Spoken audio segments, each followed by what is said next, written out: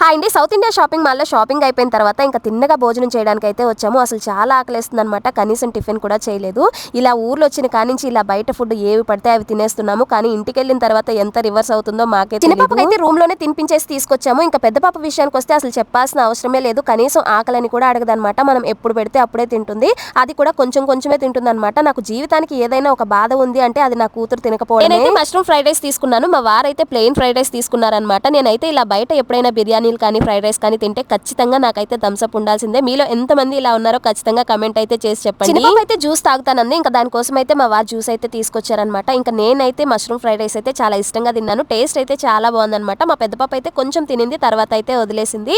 ఇంకా ఇక్కడ నుంచి తినేసిన తర్వాత మళ్ళీ వేరే షాపింగ్ అయితే వెళ్ళాలి. చిన్నగా గోల్డ్ షాపింగ్ అయితే చేద్దాం అనుకుంటున్నాను. కానీ ఏమవుతుందో నాకైతే తెలియదు అనమాట. ఎందుకంటే అత్తయ్య మావయ్య వాళ్ళు కూడా లేరనమాట. మా వారు కూడా ఒప్పుకుంటారో లేదో తెలియదు. వీడియో నచ్చితే లైక్ చేయండి, ఛానల్ని సబ్స్క్రైబ్ చేసుకోండి.